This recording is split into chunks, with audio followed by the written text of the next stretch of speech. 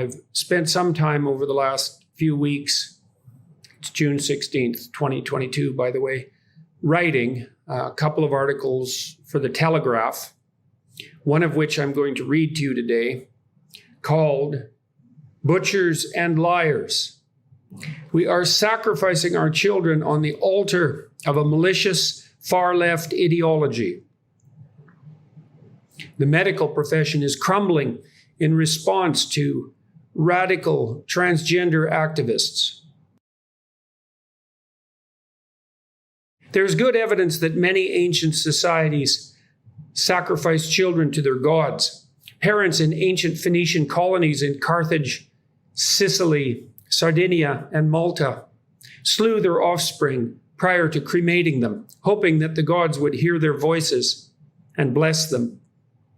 We are rightly appalled by this, though sometimes I wonder whether we understand child sacrifice far more than we'd like to admit. I saw a video the other day featuring an American surgeon bragging that he had performed more than 3,000 double mastectomies on young women who had paid for gender reassignment. Individuals confused, one might say encouraged, by those who profit from it into believing that their adolescent emotional trials can be cured and happiness reign forever if they subject themselves to this brutal practice. And it is brutal, a process that often includes not only the aforementioned mastectomies, but other appalling surgical processes. Orchiectomy, that's castration in blunter language, the removal of the uterus, the demolition of the musculature of the forearm to make what is not a penis, but must be referred to as such. All of that. For someone purporting to be a physician to perform this on children, to me at least, seems like something worthy of a prison sentence. Whatever happened to the doctrine expressed by the ancient language as primum non nocere, first, do no harm? The Hippocratic Oath has been replaced by a delusion, a belief that can be summarized as, by blocking the puberty of children and then surgically altering them, we are only restoring what is theirs by right. A child's feelings are the final arbiters of their reproductive destiny, and any attempt to contest their gender identity risks increasing their proclivity for suicide. Lies. Lies. Lies. Then, butchery. Changing standards. Psychologists, those in my own personal field of medicine, have also surrendered to this groupthink. The American Psychological Association's Task Force on Guidelines for Psychological Practice with Transgender and Gender Nonconforming People, TGNC, insist that psychologists and other professional counselors offer trans-affirmative care, starting with such niceties as displaying TGNC affirmative resources in waiting areas. Practitioners are also asked to examine how their language, e.g., use of incorrect pronouns and names, may reinforce the gender binary in overt or subtle and unintentional ways.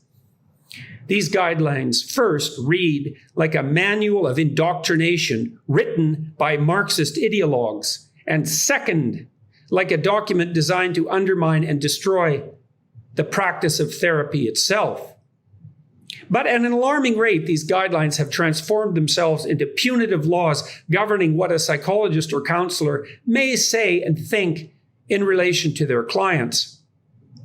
Let me make myself perfectly clear.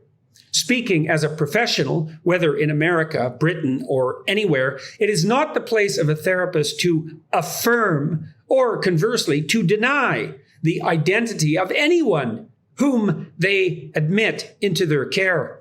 People come to see a therapist often after long and painful deliberation because they are suffering, confused, or both.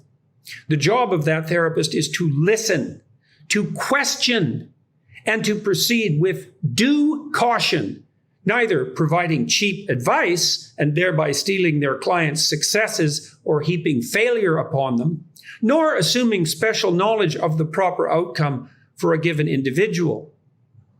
There is simply no way I would ever tell a 15-year-old adolescent that she is absolutely correct if sometimes she feels more masculine than feminine, however that feeling might emerge, and that if she feels that surgery is the answer, then recommend hormones that day.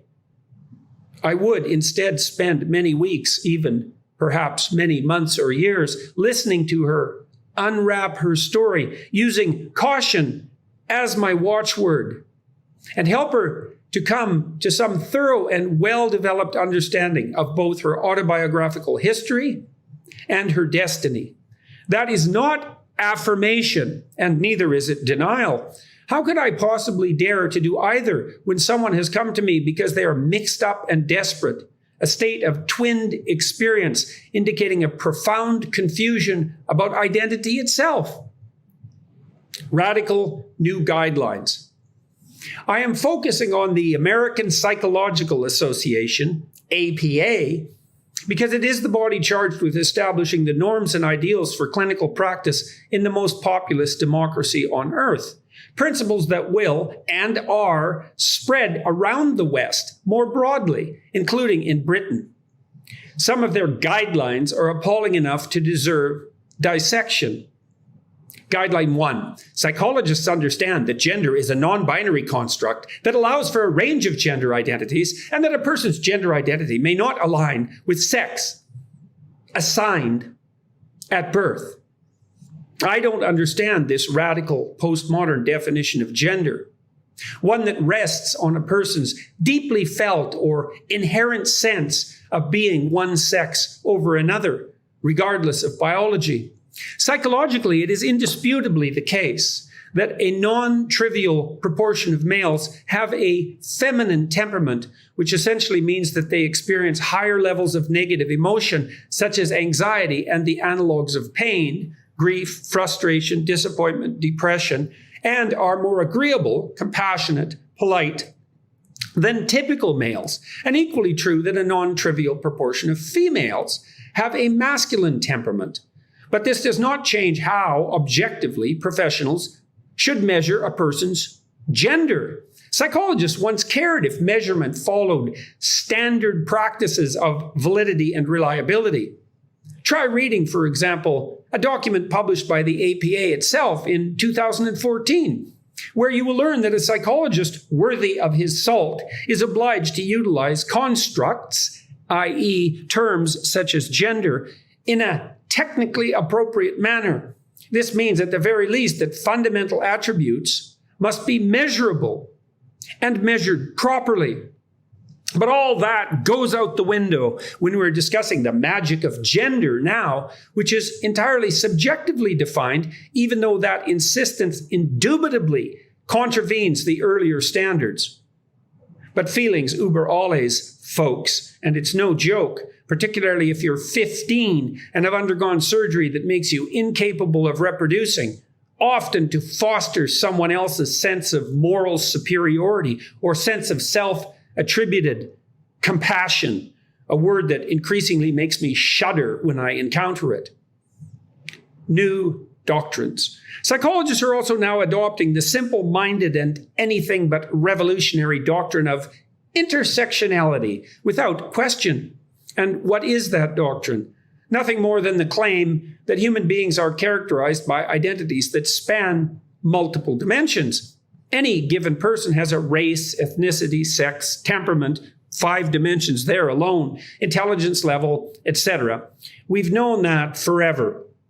It's only became a hot cultural item since fools noted the obvious fact that minority status might be additive or multiplicative. I hate to even point out, given that anyone with any sense whatsoever also knew, without any statistical training, that it was possible to be of Latino extraction, say, or even Latin X, to use that absurd, demeaning, and patronizing term, and female simultaneously. One cannot question this, however, without fear of being ostracized by one's colleagues. Note the chilling wording of Guideline 7.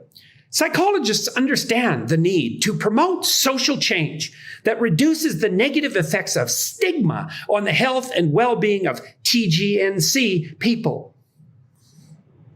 In summary, if you're not an activist and one of our activists, then you better be watching over your shoulder. So what should govern my behavior as a therapist and your expectations as a client? The answer to that is whatever the activists deem a priority at their whim. And remember that in court, folks. Active malevolence. I'm increasingly ashamed to be a clinical psychologist, given the utter cowardice, spinelessness, and apathy that characterizes many colleagues, and even more so my professional associations. At least in 20 years, when we all come to regret this terrible social experiment, I may be able to say, I said no when they all came to insist that we participate in the sacrifice of our children. Other countries, and Britain in particular, must not make the same mistakes as in the US and elsewhere. I cannot consent to what we are doing. I cannot abide by what have become the doctrines of my discipline. I believe that the acts of the medical professional rushing to disfigure, sterilize, and harm young people with what are clearly ill-advised, dangerous, and experimental procedures cross the line from do no harm to outright harm. Only if we bury our heads in the sand will sterility, impaired or absent sexual function, complex reactions to poorly understood hormones, expense, and intermingled with all of that, misery and confusion continue for countless young people. We must address the threat posed to the integrity of the entire education system, as well as indoctrination into the same philosophy that spawned this surgical enterprise and the APA guidelines grows. It threatens general public trust that our peace and prosperity depends upon.